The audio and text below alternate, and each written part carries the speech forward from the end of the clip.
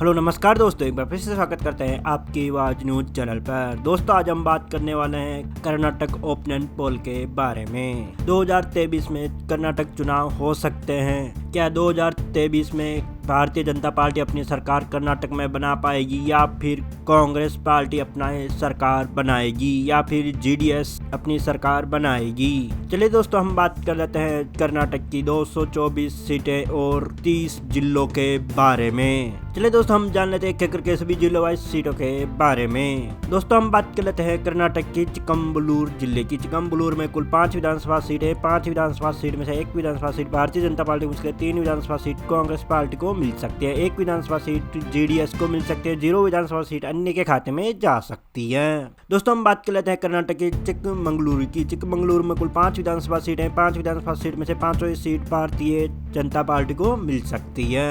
दोस्तों हमने अब तक 10 विधानसभा सीटों का ओपिनियन पोल आपकी स्क्रीन पे दिखाई दे रहा होगा, जिसमें से 6 विधानसभा सीट भारतीय जनता पार्टी को मिल सकती है, 1 विधानसभा सीट जेडीएस को मिल सकती है, 3 विधानसभा सीट कांग्रेस पार्टी को मिल सकती है, 0 विधानसभा सीट अन्य के खाते में जा सकती है।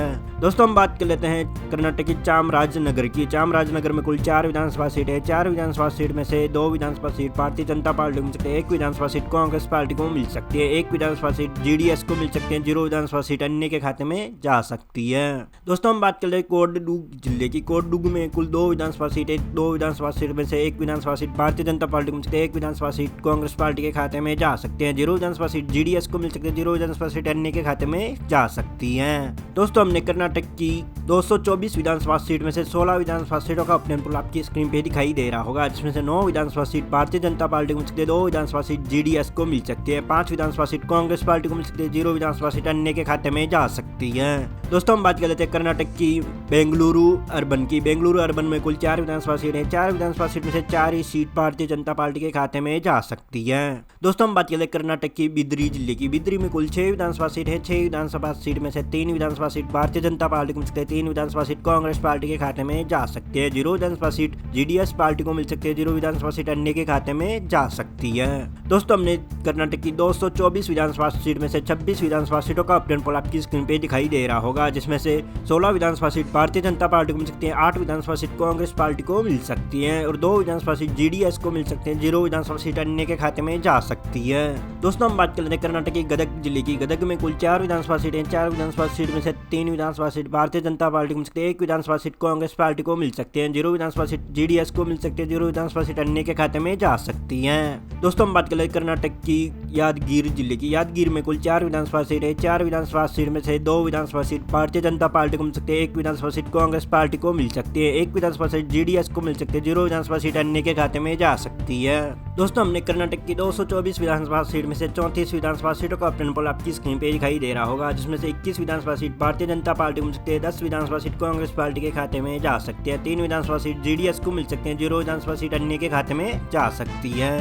दोस्तों हम बात करते हैं कर्नाटक की उडुपी जिले की। उडुपी में कुल 5 विधानसभा सीट है। 5 विधानसभा सीट में से 4 विधानसभा सीट भारतीय जनता पार्टी को मिल सकती है, 1 विधानसभा सीट कांग्रेस पार्टी के खाते में जा सकती है, 0 विधानसभा सीट जेडीएस को मिल सकती है, 0 विधानसभा सीट अन्य के खाते में जा सकती है। दोस्तों हम बात कर लेते हैं कर्नाटक की चित्रदुर्ग की। चित्रदुर्ग में कुल 6 विधानसभा सीट है। 6 विधानसभा सीट में से 5 विधानसभा सीट भारतीय जनता पार्टी को मिल सकती है, 1 विधानसभा सीट कांग्रेस पार्टी के खाते में जा सकती है, 0 विधानसभा सीट जेडीएस को मिल सकती है, 0 विधानसभा सीट अन्य के खाते में जा सकती है। दोस्तों हमने कर्नाटक की 224 विधानसभा सीट में से 45 विधानसभा सीटों का ओपिनियन पोल आपकी स्क्रीन पे दिखाई दे रहा होगा, जिसमें से 30 विधानसभा सीट भारतीय जनता पार्टी को मिल सकती है, 12 विधानसभा सीट कांग्रेस पार्टी को मिल सकती है, 3 विधानसभा सीट जेडीएस को मिल सकती है, 0 विधानसभा सीट अन्य के खाते में जा सकती है। दोस्तों हम बात कर लेते हैं कर्नाटक के रामनगरम जिले की। रामनगर में कुल 4 विधानसभा सीट है। 4 विधानसभा सीट में से 2 विधानसभा सीट भारतीय जनता पार्टी को मिल सकती है, 1 विधानसभा सीट कांग्रेस पार्टी को मिल सकते हैं, 0 विधानसभा सीट अन्य पार्टी को मिल सकती है और 1 विधानसभा सीट जेडीएस को मिल सकती है। दोस्तों हम बात कर लेते हैं कर्नाटक की धारवाड़ जिले की। धारवाड़ में कुल 7 विधानसभा सीट है। 7 विधानसभा सीट में से 4 विधानसभा सीट भारतीय जनता पार्टी को मिल सकती है, 2 विधानसभा सीट कांग्रेस पार्टी के खाते में जा सकती है, 0 विधानसभा सीट जेडीएस को मिल सकती है, 1 विधानसभा सीट अन्य के खाते में जा सकती है। दोस्तों हमने कर्नाटक की 224 विधानसभा सीट में से 56 विधानसभा सीटों का ओपिनियन पोल आपकी स्क्रीन पे दिखाई दे रहा होगा, जिसमें से 36 विधानसभा सीट भारतीय जनता पार्टी को मिल सकती है, 4 विधानसभा सीट जेडीएस को मिल सकती है, 15 विधानसभा सीट कांग्रेस पार्टी को मिल सकती है, 0 विधानसभा सीट अन्य के खाते में जा सकती है। सकती है। दोस्तों हम बात कर लेते हैं कर्नाटक की हसवाना जिले की। हसवाना में कुल 7 विधानसभा सीट है। 7 विधानसभा सीट में से 4 विधानसभा सीट भारतीय जनता पार्टी को मिल सकते हैं, 2 विधानसभा सीट कांग्रेस पार्टी को मिल सकते हैं, 1 विधानसभा सीट जेडीएस को मिल सकते हैं, 0 विधानसभा सीट अन्य के खाते में जा सकती है। दोस्तों हम बात कर लेते हैं कर्नाटक के हावेरी जिले की। हावेरी में कुल 6 विधानसभा सीट है। 6 विधानसभा सीट में से 2 विधानसभा सीट भारतीय जनता पार्टी को मिल सकती है, 3 विधानसभा सीट कांग्रेस पार्टी को मिल सकती है, 1 विधानसभा सीट जेडीएस को मिल सकती है, 0 विधानसभा सीट अन्य के खाते में। दोस्तों हमने कर्नाटक की 216 विधानसभा सीट में से 69 विधानसभा सीटों का ऑपरेंट पोल आपकी स्क्रीन पे दिखाई दे रहा होगा, जिसमें से 42 विधानसभा सीट भारतीय जनता पार्टी को मिल सकते हैं, 6 विधानसभा सीट जेडीएस को मिल सकती है, 20 विधानसभा सीट कांग्रेस पार्टी को मिल सकते हैं, 1 विधानसभा सीट अन्य के खाते में जा सकती है।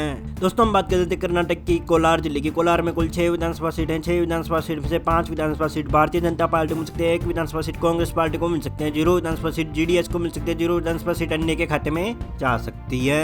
दोस्तों हम बात कर लेते हैं कर्नाटक की कोप्पल जिले की। कोप्पल में कुल 5 विधानसभा सीट है। 5 विधानसभा सीट में से 4 विधानसभा सीट भारतीय जनता पार्टी को मिल सकते हैं, 1 विधानसभा सीट कांग्रेस पार्टी को मिल सकती है और 0 विधानसभा सीट जेडीएस को मिल सकते हैं, 0 विधानसभा सीट अन्य को मिल रही है। दोस्तों हमने कर्नाटक की 216 विधानसभा सीट में से 80 विधानसभा सीटों का ऑपरेंट पोल आपकी स्क्रीन पे दिखाई दे रहा होगा, जिसमें से 51 विधानसभा सीट भारतीय जनता पार्टी को मिल सकते हैं, 6 विधानसभा सीट जेडीएस को मिल सकते हैं, 22 विधानसभा सीट कांग्रेस पार्टी को मिल सकते हैं, 1 विधानसभा सीट अन्य के खाते में जा सकती है। दोस्तों हम बात कर लेते हैं कर्नाटक के मांड्या जिले की। मांड्या में कुल 7 विधानसभा सीट है। 7 विधानसभा सीट में से 2 विधानसभा सीट भारतीय जनता पार्टी को मिल सकते हैं, 0 विधानसभा सीट कांग्रेस पार्टी को मिल रही है और 5 विधानसभा सीट जेडीएस को मिल रही है और 0 विधानसभा सीट अन्य को मिल रही है। दोस्तों हम बात कर लेते हैं कर्नाटक के रायचूर जिले की। रायचूर में कुल 7 विधानसभा सीट है। 7 विधानसभा सीट में से 3 विधानसभा सीट भारतीय जनता पार्टी को मिल सकती है, 3 विधानसभा सीट कांग्रेस पार्टी को मिल सकती है, 1 विधानसभा सीट जेडीएस को मिल सकते हैं, 0 विधानसभा सीट अन्य के खाते में जा सकती है। दोस्तों हमने कर्नाटक की 216 विधानसभा सीट में से 94 विधानसभा सीटों का ऑपरेंट पोल आपकी स्क्रीन पे दिखाई दे रहा होगा, जिसमें से 56 विधानसभा सीट भारतीय जनता पार्टी को मिल सकते हैं, 25 विधानसभा सीट कांग्रेस पार्टी को मिल सकते हैं, 12 विधानसभा सीट जेडीएस को मिल सकते हैं, 1 विधानसभा सीट अन्य पार्टी को मिल रही है। दोस्तों हम बात कर लेते हैं कर्नाटक के शिवमोगा जिले की। शिवमोगा में कुल 7 विधानसभा सीट है। 7 विधानसभा सीट में से 6 विधानसभा सीट भारतीय जनता पार्टी को मिल सकते हैं, 1 विधानसभा सीट कांग्रेस पार्टी को मिल सकती है, 0 विधानसभा सीट जेडीएस को मिल सकती है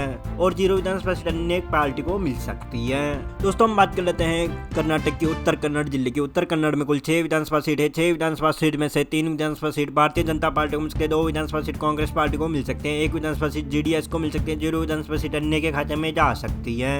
दोस्तों हमने कर्नाटक की 216 विधानसभा सीट में से 107 विधानसभा सीटों का ऑपरेंट पोल आपकी स्क्रीन पे दिखाई दे रहा होगा, जिसमें से 65 विधानसभा सीट भारतीय जनता पार्टी को मिल सकती है, 13 विधानसभा सीट जेडीएस को मिल सकती है और 28 विधानसभा सीट कांग्रेस पार्टी को मिल सकती है, 1 विधानसभा सीट अन्य पार्टी को मिल सकती है।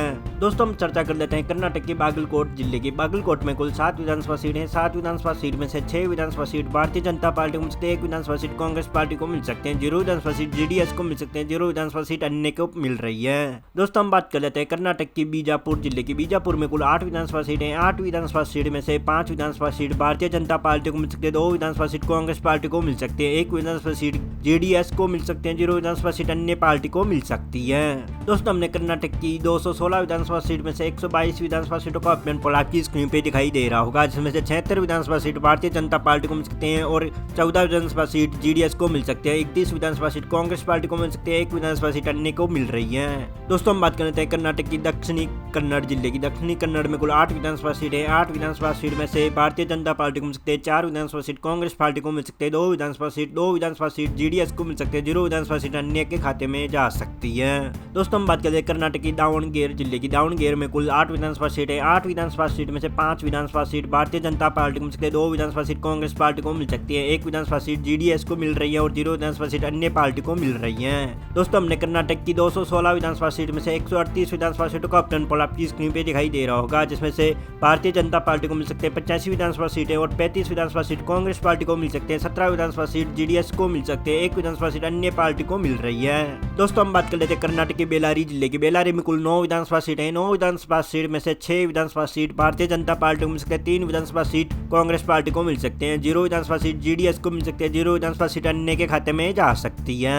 दोस्तों हम बात कर लेते हैं कर्नाटक के गुलबर्गा जिले की। गुलबर्गा में कुल 9 विधानसभा सीट है। 9 विधानसभा सीट में से 5 विधानसभा सीट भारतीय जनता पार्टी को मिल सकते हैं, 2 विधानसभा सीट कांग्रेस पार्टी को मिल सकते हैं, 2 विधानसभा सीट जेडीएस को मिल सकते हैं, 0 विधानसभा सीट अन्य के खाते में जा सकती है। दोस्तों हमने कर्नाटक की 216 विधानसभा सीट में से 156 विधानसभा सीटों का ऑप्शन पोल आपकी स्क्रीन पे दिखाई दे रहा होगा, जिसमें से 96 विधानसभा सीट भारतीय जनता पार्टी को मिल सकती है, 40 विधानसभा सीट कांग्रेस पार्टी को मिल सकती है, 19 विधानसभा सीट जेडीएस को मिल सकती है, 1 विधानसभा सीट अन्य के खाते में जा सकती है। दोस्तों हम बात कर लेते हैं कर्नाटक के मैसूर जिले की। मैसूर में कुल 11 विधानसभा सीट है। 11 विधानसभा सीट में से 5 विधानसभा सीट भारतीय जनता पार्टी को मिल सकती है, 2 विधानसभा सीट कांग्रेस पार्टी को मिल सकती है, 4 विधानसभा सीट जेडीएस को मिल सकती है, 0 विधानसभा सीट अन्य पार्टी को मिल रही है। दोस्तों हम बात कर लेते हैं कर्नाटक के तुमकुर जिले की। तुमकुर में कुल 11 विधानसभा सीट है। 11 विधानसभा सीट में से 5 विधानसभा सीट भारतीय जनता पार्टी को मिल सकती है, 4 विधानसभा सीट कांग्रेस पार्टी को मिल सकती है, 1 विधानसभा सीट जेडीएस को मिल सकती है, 0 विधानसभा सीट अन्य के खाते में जा सकती है। दोस्तों हमने कर्नाटक की 216 विधानसभा सीट में से 178 विधानसभा सीटों का ऑप्शन पोल आपकी स्क्रीन पे दिखाई दे रहा होगा, जिसमें से 106 विधानसभा सीट भारतीय जनता पार्टी को मिल रही है और 46 विधानसभा सीट कांग्रेस पार्टी को मिल सकती है, 2 विधानसभा सीट अन्य के खाते में जा सकती है। दोस्तों हम बात कर लेते हैं कर्नाटक की बेलगाम जिले की। बेलगाम में कुल 18 विधानसभा सीट है। 18 विधानसभा सीट में से 10 विधानसभा सीट भारतीय जनता पार्टी को मिल सकते हैं और 6 विधानसभा सीट कांग्रेस पार्टी को मिल सकते हैं, 2 विधानसभा सीट जेडीएस को मिल सकती है, 0 विधानसभा सीट अन्य के खाते में जा सकती है। दोस्तों हम बात कर लेते हैं कर्नाटक की बंगलोर ग्रामीण की। बंगलोर ग्रामीण में कुल